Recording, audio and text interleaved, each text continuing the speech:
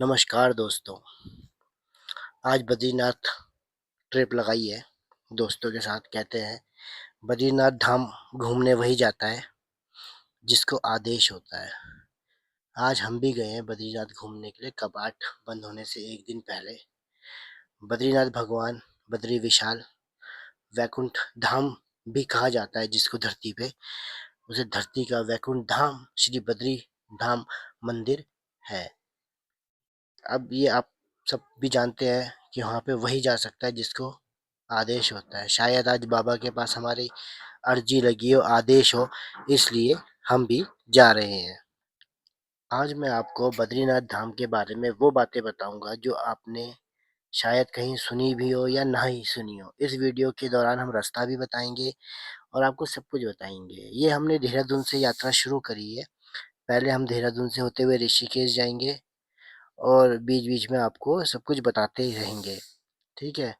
पर दोस्तों, आप लोगों से एक रिक्वेस्ट है कि आप लोग हमारे चैनल को सब्सक्राइब करें। ऋषिकेश से आगे जाते हुए आप गंगा जी के बगल बगल से रास्ता लगता है। ये देख रहे हैं, ये आपको दिखेगा, ये गंगा जी है। बिल्कुल शुद्ध साफ पानी। कहते हैं आस्था जुड़ी होती है तो पत्थर भी बोलने लग जाते हैं, तो वही यहाँ पे कहते हैं। हमने सफ़र शुरू सुबह 6 बजे शुरू किया था। अब देखते हैं दोस्तों कितने बजे तक हम बद्रीनाथ धाम पहुँचते हैं। रास्ता बहुत सुहाना है। ये स्टेशन पड़ता है, जो स्टेशन नया बन रहा है। अभी कुछ कार्य हो चुके हैं, जगह जगह पे स्टेशन बन रहे हैं, तो उस प्रकार ये भी अभी प्रोग्रेस पे है। जगह काफ़ी अच्छी है स्टेशन के लिए। अब आपको बताते हैं वैकुंठ धाम के बारे में। वैकुंठ धाम श्री बद्रीनाथ धाम मंदिर है। यह रहस्य लोक का द्वार है जहाँ हर चीज, मिट्टी, पर्वत, हवा कुछ ना कुछ कहना चाहती है। क्या किसी ने कभी सोचा है कि क्यों नारायण भगवान विष्णु नारायण ने यहाँ तपस्या की? क्यों लाखों लोग यहाँ आते हैं? क्या ये रहस्य श्री बद्रीनाथ धाम जी का? क्या भगवान नारायण की मूर्ति स्वयं भूशिला है? इन सारे रहस्य को जानने के लिए हम बद्रीनाथ धाम आ चुके हैं। ठीक है, अभी पहुंचे हैं, रात का समय हो चुका है। हम यहाँ पे 6 बजे पहुँच गए थे। 6:30 बजे यहाँ से होने के बाद हमने सोचा आज धाम के शाम को ही कर ले दर्शन। ये तप्त कुंड है। ये भी एक अद्भुत रहस्य है कि जहाँ पे सेल्सियस 0 डिग्री टेम्परेचर है और मंदिर के बगल में ही तप्त कुंड है जिसमें 53-54 डिग्री सेंटीग्रेड में गर्म पानी है। कहते हैं ना कि भगवान ने सारी व्यवस्था करी है। आओ तो यहाँ पे स्नान करके ही दर्शन करो। तो हम लोग भी आए हैं। शाम हो रही है, 8 बजे बोल रहे हैं कि पूजा होने के बाद 8 बजे के बाद दर्शन नहीं होंगे, तो जो भी है 7:30-8 बजे तक कर ले। अपना बैग फटाफट होटल में रख के हम भी आ गए। रात को बद्रीनाथ धाम ऐसा चमक रहा है मानो स्वयं, आपको मैं बता नहीं सकता कि कितना सुंदर नज़ारा है। और बोलते हैं ना, जिसने दर्शन नहीं करे वो भी दोस्ते आ जाओ। दर्शन के मज़े ही अलग है, यहाँ पे नज़ारा ही अलग है ना। और एक और बात है, अगर आप आओगे तभी आपको पता चलेगा। यहाँ का पत्थर, हवा सब कुछ ना कुछ कहना चाहती है। कहते हैं ना कि अभी यहाँ पे कपाट बंद होने वाले हैं, तो सच में भगवान शीतकाल में वहाँ नहीं रहते तो कहाँ रहते? इस रहस्य को तभी तो जानोगे जब आओगे। और फिर पूजा कहाँ होती है और क्या बंद दरवाजे के अंदर दिया जलता रहता है, ये सब अद्भुत चमत्कार है। नारायण का दिया जलता रहता है। यह वही ऊर्जा है दोस्तों जिससे पूरा संसार चलता है। उस ऊर्जा को जानने के लिए, महसूस करने के लिए आपको यहाँ पे आना पड़ेगा। ये हमारे मित्र हैं, ये भी यहाँ आए हैं। ये तप्त कुंड में नहाने के बाद बता रहे हैं कि हमें बहुत अच्छा लगा। ये तप्त कुंड है, आप धुआं देख सकते हैं, गर्म पानी से निकल रहा है। ये एक प्राकृतिक स्रोत है ना। अब यहाँ पे आप समझते हैं कि जब इतना अच्छा ऐसा भगवान ने तप करा है तो हर कोई क्यों नहीं आता? तो यहाँ वही आता है जिसको बुलावा होता है। क्या लक्ष्मी जी ने वृक्ष बनकर भगवान जी की तपस्या की रक्षा की थी? क्या यही कारण है कि इस स्थान को बद्रीनाथ धाम कहा जाता है? क्या वह सच में यहाँ ब्रह्मा जी का सर गिरा था? क्या वह अदृश्य रूप में अभी भी यहाँ विराजमान है? और क्या वसुधारा का जल उन्हीं को स्पर्श करता है जिनका मन शुद्ध होता है? इन सभी रहस्यों को जानने के लिए आप लोगों को यहाँ पर आना ही पड़ेगा।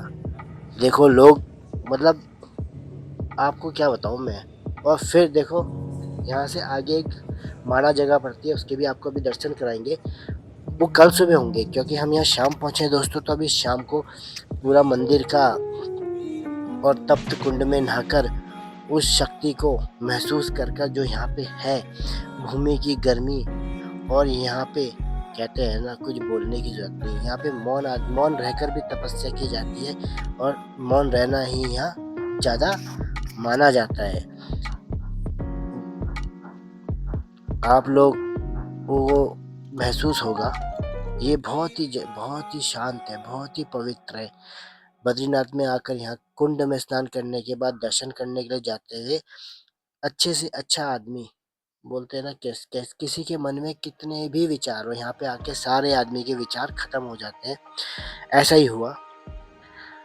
अब सुबह सुबह का टाइम है, सुबह सुबह उठे हम।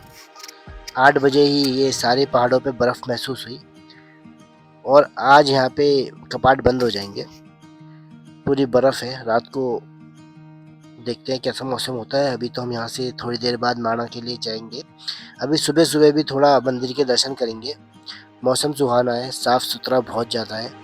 उठने के बाद एक अलग ही रोमांच है। रात तो काफ़ी थक गए थे, उस थकान के कारण नींद बहुत अच्छी आई। अगर आप, अभी हम सुबह सुबह जब निकले हैं ना, और जैसे ही हमने यहाँ पे देखा है, आपको मैं बता नहीं सकता। आए तो यहाँ का अनुभव ही है। अब आपको मैं क्या बताऊँ। ठंडी ठंडी हवा चल रही है, और इतना ठंडा है कि बाबा के दर्शन वही कर सकता है जिसको बाबा का आदेश है।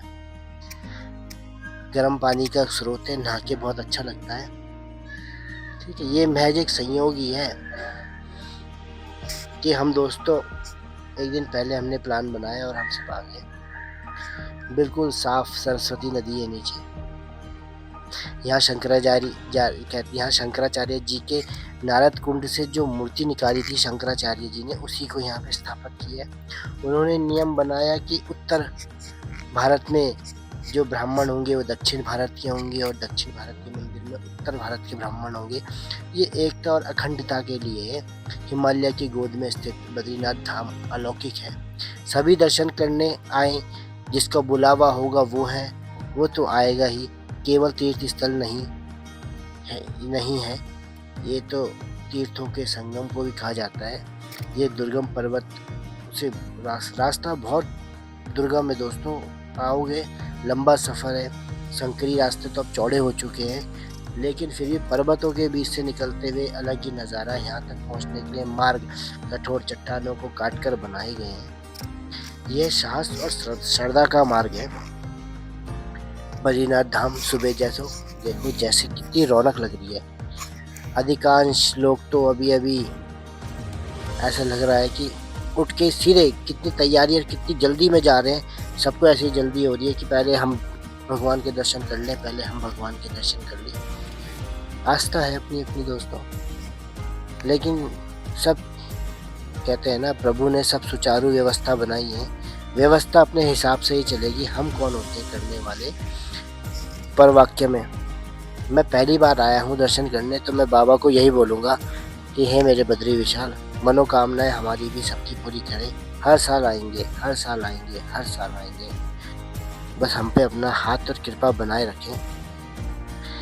अब दोस्तों कल रात भी दर्शन हो गए थे, सुबह भी। अब ये मंदिर से गंगा जी सरस्वती नदी को पार करने के लिए पुल है, इस पुल से होकर पार करके जाते हैं। हम रात भी आए थे, तो रात लाइटों में बहुत ही सुंदर लग रहा था। अब सुबह देखा तो यहाँ देखिए सामने पर्वतों के बीच बीच में कोहरा है। अच्छा, रात को इतना ठंडा था यहाँ पे, जो पाला पड़ता है पाला भी जम गया। बर्फ, मतलब सुबह भी जब हम आए तो रोड में जो पानी गिरता है ना, वो जम चुका था, क्योंकि -7 डिग्री था रात को टेम्परेचर। मैंने उसकी पिक लगाई नहीं, लेकिन मैंने अपने फ़ोन पे चेक किया था, -7 डिग्री का टेम्परेचर था। पर श्रद्धा इतनी थी कि ठंड में लोग आ रहे हैं, जा रहे हैं। अच्छा, यहाँ की एक मान्यता और है, यहाँ पे कभी किसी ने कुत्ते को भौंकता नहीं देखा। क्यों यहाँ बद्रीनाथ धाम में कुत्ते क्यों नहीं भौंकते? और यहाँ पे बादल बरसते हैं, गरजते नहीं है। बिजली चमकती है, कड़कती नहीं है। ये बद्रीनाथ धाम का ही तो असर है कि यहाँ पे शोर शराबा नहीं होता। यहाँ पे आप आएंगे, अद्भुत शांति महसूस होगी। लोग जो भी आता है श्रद्धा से आता है। नीचे कुंड में, ये नीचे कुंड है, बगल में ही सरस्वती नदी है जहाँ पे बिल्कुल ठंडा पानी है कि बर्फ से जमाने वाला ठंडा पानी है। और उसी के बगल में एक तप्त कुंड है जिसमें इतना तेज पानी है, गर्म पानी, कि उससे नहा के तो ऐसा लगता है जैसे हम तरोताजा हो गए हैं। ये ऊपर से आप सीढ़ियाँ चढ़ेंगे। यहाँ पे बहुत ही पहाड़ के लोग हैं, कोई भगवान की माला दे रहा है, कोई कुछ दे रहा है। ठीक है, तो दोस्तों आओ तो इनसे कुछ ना कुछ सामान ज़रूर लो। यहाँ बाहर प्रसाद हमने कल शाम ही ले लिया था, और कल प्रसाद चढ़ा लिया था। प्रसाद भी बद्रीनाथ का तो बोलते हैं ना, प्रसाद भी उनको मिलता है जिनके आत्मा शुद्ध होती है, जिन्होंने पुण्य करे होते हैं, उन्हें ही बद्रीनाथ का प्रसाद मिलता है। इस धाम की तो बात ही अलग है। हिमालय की गोद में स्थित बद्रीनाथ धाम अलौकिक है। सभी दर्शन करने आए। ठीक है, और क्या बताएं आपको, वीडियो में देखो जितना। मैं आपको यहाँ पे आके ना मौन रहने का मन कर रहा है, आपको पता है। ये सामने कोहरा है, धुंध है, इच्छा ही नहीं हो रही है। मन करता है कि बस बिल्कुल ऐसे बैठ जाएं जैसे कि बाबा ही मिल गए होंगे सामने। भगवान वैष्णो, भगवान हमारे विराजमान है। बद्रीनाथ भगवान विष्णु नारायण का मंदिर है। अच्छा, अभी यहाँ पे जाते हुए ना बहुत सी गाथाएं हैं, बहुत सी चीज़ें कहते हैं। यहाँ पे नारायण पर्वत है, जब वो आपस में मिल जाएंगे तो यहाँ के रास्ते धाम ये बंद हो जाएंगे। यह भी एक रहस्य है कि जो बद्रीनाथ में ऐसी ऐसी चीज़ें हैं। यहाँ का मिट्टी, यहाँ के पत्थर, यहाँ की हवाएं सब कुछ ना कुछ बोल रही है। जब आपको छू के जाएंगी तो आपको बहुत ही शांति मिलेगी। वो दोस्तों कैमरे में जितना कैप्चर कर सके उतना कराएं। यहाँ पे सुबह सुबह परिंदे हैं, आपको परिंदे दिखेंगे लेकिन चौं चौं करते हुए नहीं दिखेंगे, शांत उड़ रहे हैं, सब कुछ है। आवाज़ तो यहाँ पे है ही नहीं बिल्कुल भी। यहाँ पे जो लोग आ रहे हैं वहीं थोड़ा बहुत बोल रहे हैं, तो बिल्कुल शांति है। ये देखिए कुंड है सामने, इसमें गर्म पानी का कुंड है। पूरी व्यवस्था सुचारू है। ये पानी यहाँ से गिर रहा है, जो जो ना, अच्छा पानी भरता भी रहता है। वो पानी ना कम होता है ना ज़्यादा होता है, वो पानी एक सीमित है, उतना ही आएगा उतना ही जाएगा। अब दर्शन करने के बाद दोस्तों हम निकल चुके हैं। आप लोगों को बद्रीनाथ के दर्शन कराते हैं। सब अपना हाथ जोड़ के भगवान नारायण से हाथ जोड़ के विनती करें कि आप सबको नारायण भगवान सुख समृद्धि दे। अब हम माड़ा गांव के लिए निकले हैं दोस्तों। वहाँ से 4 किलोमीटर आगे माड़ा गांव पड़ता है। बोलते हैं यहीं से स्वर्ग की सीढ़ी शुरू हुई है। ये बोर्ड आ चुका है माड़ा गांव। यहाँ पे हम लोगों ने बहुत सारी फ़ोटो खिंचाई, पर अभी यहाँ पे फ़ोटो नहीं डाली। फ़ोटो की तो बात ही अलग है, क्योंकि स्टेटस भी दिखाना होता है लोगों दोस्तों को। ये भारत का प्रथम विलेज माना है। यहाँ से आगे गए हम, तो आज लास्ट दिन है, तो माड़ा गांव में से लगभग यहाँ से अधिकतर लोग जा चुके हैं। खाली ये लोगों के घरों में ताले लग चुके हैं, क्योंकि यहाँ कभी भी बर्फ़ पड़ सकती है। तो वहाँ से आगे जाने के बाद ये पड़ता है दोस्तों भीम पुल। कहते हैं ये सामने सरस्वती नदी है और हम भीम पुल पे खड़े हैं। द्रौपदी जी को पार कराने के लिए भीम ने अपने हाथों से ये शिला तोड़ के यहाँ पे रखी थी, ताकि वो ये रास्ता पार हो चुके, ये वो रास्ता पार कर चुके कर जाए इस पुल में चढ़कर। ये सच में ही दोस्तों एक शिला है। इसकी मैंने दूर से भी कैप्चर की है फ़ोटो। और ये सामने सरस्वती नदी है। ये कहाँ से निकल रही है कुछ नहीं पता। बहुत ही निर्मल जल, आवाज़ नहीं है दोस्तों, बहुत शांति से निकल रही है। अच्छा, ये पहाड़ों के बीच से आ रहा है कुछ जल, और ये आगे जाके कितना ज़्यादा हो जाता है आप देखोगे तो आप बोलोगे वहाँ से बहुत पतली धारा है। ये ज़्यादा पानी नहीं है और आवाज़ नहीं है, ये यहाँ से निकल रही है और अलग ही नज़ारा है। और हम इस समय भीम पुल पे खड़े हैं। भीम पुल पे माड़ा गांव जाने के लिए आप एक और चीज़ बता दें दोस्तों। गाड़ी आपकी माड़ा गांव में आके रुकेगी, उसके बाद आपने 1 किलोमीटर का रास्ता पैदल तय करना है, और बहुत ही पतला रास्ता है। संकरी है, सीढ़ियाँ सीढ़ियाँ है, कहीं सीढ़ियाँ नहीं है। अंदर आपको कुछ नहीं मिलेगा, बहुत छोटे छोटे लोगों के मकान है लकड़ियों के बने हुए। और वहाँ पे दर्शन करने के बाद आप भीमपुर का दर्शन करेंगे। और ये रास्ता है, ये माणा गांव का रास्ता है, ये अंदर का नहीं है दोस्तों, ये बाहर का रास्ता है जो मैंने माणा गांव से वापस आते हुए वीडियो बनाई है। ये पर्वत है, बहुत ऊंचे ऊंचे पर्वत है, कहते हैं नारायण पर्वत भी हैं ये, जब आपस में मिल जाएंगे तो बद्रीनाथ धाम का रास्ता बंद हो जाएगा। सामने चोटियों में आपको बहुत ही ज्यादा बर्फ दिख रही है।